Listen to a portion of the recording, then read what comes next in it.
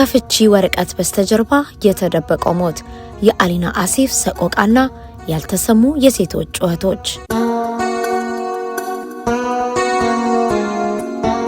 በኒውዮርክ ሎንግ አይላንድ ሰፈር ፀሐይ ስትጠልቅ ቤቶች በብርሃን ይደምቃሉ። ህፃናት ከትምህርት ቤት ይመለሳሉ። ወላጆች የቀጣዩን ቀን ህልም ያወራሉ። በዚህ ሰላማዊ በሚመስል መንደር ውስጥ ግን በጥቅምት 17 2025 አንድ ቤት ውስጥ የጨለማው ጥላ ጥልቶ ነበር። የ46 ዓመቷ አሊና አሲፍ የ3 ልጆች እናትና የተዋጣላት የሂሳብ ባለሙያ በገዛ ቤቷ ውስጥ ህይወቷ አልፏል። ሞቷ ግን ተራ አልነበረም። የፍቅርና የትዳር ህይወት እንዴት አሰቃቂ የክህደትና የጭካኔ ታሪክ ሊለወጥ እንደሚችል የሚያሳይ አሳዛኝ ምዕራፍ ነበር። አሊና የተገደለችው ለዓመታት አብሯት በኖረውና የልጆቿ አባት በሆነው ባለቤቷ አሲፍ ቁረይሺ ነበር። የገደለበት ምክንያት የፍቺ ወረቀት ስለላከችብኝ ብቻ። ይህ የአንድ ቤተሰብ አሳዛኝ ታሪክ ብቻ አይደለም።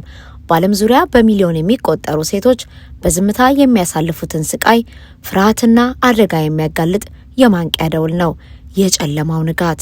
የዚያን ቀን ጠዋት አሊና እንደ ማንኛውም እናት የ7 ዓመት ልጇን ትምህርት ቤት አድርሳ ወደ ቤቷ ተመለሰች። ቤቱ ጸጥ ብሎ ነበር። ሌሎች ልጆቿም አልነበሩም። ይህ ጸጥታ ግን የሰላም ሳይሆን አድፍጦ የሚጠብቅ የአደጋ ምልክት ነበር።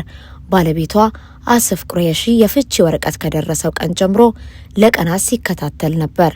ያቺ ቀን ቤቱ ባዶ መሆኗን ሲያረጋግጥ የጥፋት እርምጃውን ወሰደ።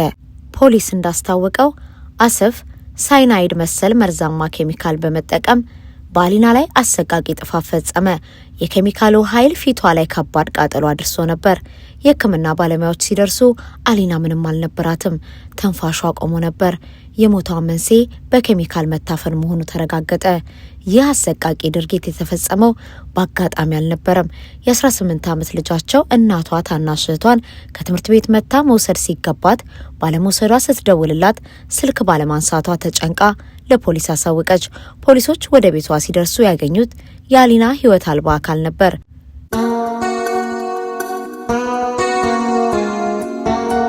የአሊናና አሲፍ ግንኙነት ውጣውረድ የበዛበት ነበር። ከዓመታት በፊትም ለፍቺ ሞክራ ነበር፣ ነገር ግን ታርቀው ተመለሱ። ዘንድሮ ግን ውሳኔዋ የመጨረሻ ነበር። ይህ ውሳኔ ግን ህይወቷን ያስከፍላታል ብሎ ማን አሰበ? ፖሊስ ሲመረምር አሲፍ ከዚህ ቀደምም በቤት ውስጥ በሚፈጠሩ ሁከት ታስሮ እንደነበርና ፖሊስ ለ5 ጊዜ ያህል በቤታቸው በተፈጠረ አለመግባባት ተጠርቶ እንደነበር ታውቋል። እነዚህ ሁሉ ቀይ መስመሮች ሊመጣ ላለው አደጋ ጥቆማዎች ነበሩ። ከጋዜጣው ርዕስ ባሻገር ያለው እውነታ የአሊና ታሪክ ልብ ይሰብራል፣ ግን በሚያሳዝን ሁኔታ በአይነቱ ብቸኛ አይደለም። በአሜሪካና በሌሎችም የዓለም ክፍሎች ለሴቶች በጣም አደገኛ ወቅት መቼ እንደሆነ ታውቃለህ? ከአጥቂ ባላቸው ወይም ፍቅረኛቸው ለመለየት ሲወስኑና እርምጃ ሲወስዱ ነው።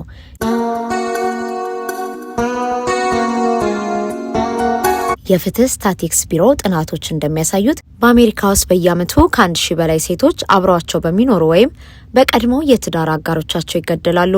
አንዲት ሴት ከአጥቂ አጋሯ ጋር እያለች ከምትገደልበት እድል ይልቅ እሱን ትታ ከወጣች በኋላ ባሉት ጥቂት ወራት ውስጥ የመገደል እድሏ በ75% ይጨምራል። የፍቺ ወረቀት ማስገባት፣ ከቤት መውጣት ወይም አዲስ ግንኙነት መጀመር ለአጥቂው እንደ የመጨረሻ የክህደት ምልክት ስለሚቆጠር የበቀል ጥቃትን ይቀሰቅሳል። ፍቺ በራሱ ከባድ ሂደት ነው። በአሜሪካ ከ40 እስከ 50% የሚሆኑ ትዳሮች በፍቺ ይጠናቀቃሉ።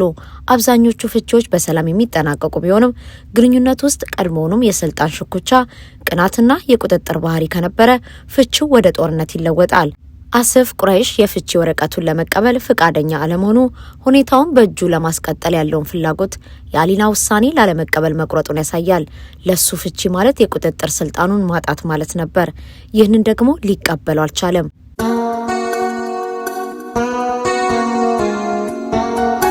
የአሊና ታሪክ በብዙ መልኩ ከሌሎች ታዋቂና ተራ ሰዎች ታሪክ ጋር ይመሳሰላል። በ1994 ዓ.ም ዓለምን ያናወጠው የኒኮል ብራውን ሲምፕሰን ግድያ አይረሳም። ኒኮል ከታዋቂው አሜሪካዊ እግር ኳስ ተጫዋች ኦጄ ሲምፕሰን ጋር የነበራት የውከት ትዳር ለማቆም ከወሰነች በኋላ ነበር በአሰቃቂ ሁኔታ የተገደለችው። ልክ እንደ አሊና ኒኮልም ለፖሊስ በተደጋጋሚ ደውላ ነበር። ኦጄ ያስፈራራትና ይደበድባት እንደነበር መረጃዎች ያሳያሉ። ፍቹ ከተፈጸመ በኋላ እሷን መቆጣጠርና መከታተል እንዳላቆመ ጓደኞቿ መስክረዋል። በመጨረሻም እሷና ጓደኛዋን በገዛ ቤቷ ደጃፍ ላይ ተገድለው ተገኙ። ይህ የሚያሳየን ዝና፣ ሀብትና ማህበራዊ ደረጃ ከቤት ውስጥ ጥቃት እንደማይከላከል ነው። ችግሩ በሁሉም የህብረተሰብ ክፍል ውስጥ የተሰገሰገ ነው። ከታዋቂ ሰዎች ባሻገር ስማቸው በጋዜጣ ላይ የማይወጣ ስፍር ቁጥር የሌላቸው ሴቶች አሉ። ለምሳሌ በአንድ ወቅት አንዲት እናት ልጆቿን ይዛ ከባለቤቷ ከሸሸች በኋላ ወደ መጠለያ ጣቢያ ገባች። ባለቤቷ ለወራት ካፈላለጋት በኋላ ልጆቿን ትምህርት ቤት ስታደርስ አግኝቶ በጥይት ገደላት። የሱ ምክንያት የኔ ካልሆነች የማንም ልትሆን አትችልም የሚል አደገኛ አስተሳሰብ ነበር።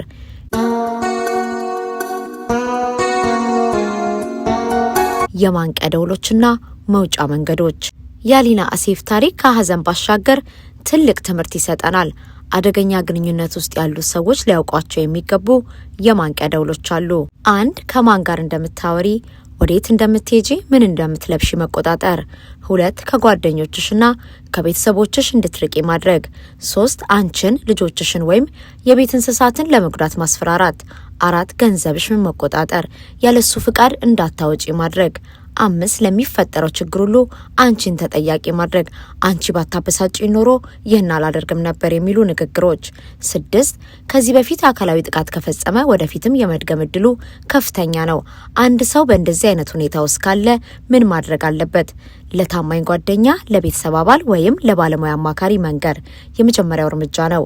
ከአጥቂው ለመውጣት ስታስቢ ድንገተኛ መውጫ መንገዶችን፣ አስፈላጊ ሰነዶች፣ ፓስፖርት፣ የልጆች ልደት ሰርተፍኬት፣ ጥቂት ገንዘብና ልብሶች በሚስጥር ማዘጋጀት። የቤት ውስጥ ጥቃት ሰለባዎች የሚረዱ ድርጅቶች አሉ። እነዚህ ድርጅቶች የምክር አገልግሎት፣ ህጋዊ ድጋፍና ጊዜያዊ መጠለያ ይሰጣሉ። የማስፈራሪያ የጽሁፍ መልእክቶችን፣ ኢሜሎችን፣ የተከሰቱ የጥቃት ድርጊቶችን ቀንና ሰዓት በመጻፍ ማስረጃ መያዝ ለህግ ሂደት ይጠቅማል። ይህ መረጃ አጠቃላይ ግንዛቤ ለመስጠት የቀረበ ሲሆን የህግ ወይም የስነ ልቦና ምክርን አይተካም። አደጋ ላይ ከሆኑ በአካባቢው የሚገኝ የህግ አስከባሪ አካላትን ወይም የቤት ውስጥ ጥቃት ድጋፍ መስጫ መስመሮችን በአስቸኳይ ያግኙ። በአሜሪካ ውስጥ የብሔራዊ የቤት ውስጥ ጥቃት የስልክ መስመር 800-799-7233 800-799-7233። አሊና አሲፍ ከዚህ ዓለም በሞት ተለይታለች። ህልሟ፣ ተስፋዋና ከልጆቿ ጋር ልታሳልፍ ያቀደችው የወደፊት ህይወት በሙሉ በአንድ አሰቃቂ ድርጊት ተቋጭቷል። ልጆቿ ያለ እናት እንዲያድጉ ተፈርዶባቸዋል። የእሷ ታሪክ ግን በከንቱ መቅረት የለበትም። ይህ ታሪክ የፍቅር ግንኙነት ሲያልቅ እንኳን ክብርና ሰብአዊነት ሊጠፋ እንደማይገባ ያስተምራል። አንድ ሰው የኔ ብሎ በማሰብ በንብረትነት የመቆጣጠር አስተሳሰብ ምን ያህል አጥፊ እንደሆነ ያሳያል። ህብረተሰቡ እንደዚህ አይነት የማንቂያ ደውሎች ሲመለከት በቸልተኝነት ማለፍ እንደሌለበት ያስገነዝባል። የአሊና ታሪክ ስናስታውስ በዓለም ዙሪያ በዝምታ እየተሰቃዩ ያሉትን በሚሊዮን የሚቆጠሩ ሴቶች እናስብ። ለነሱ ድምጽ እንሆን። ፍቅር ማክበር እንጂ ማሰር፣ መገንባት እንጂ ማፍረስ እንዳልሆነ እንረዳ። የአሊና አሲፍ ህይወት እንዲህ ባጭሩ ባይቀጭ ኖሮ ለልጆቿና ለህብረተሰቡ ምን ያህል አስተዋጽኦ ልታደርግ እንደምትችል ስናስብ ሀዘኑ ይበልጥ ጥልቅ ይሆናል። ነፍሷ በሰላም ትረፍ።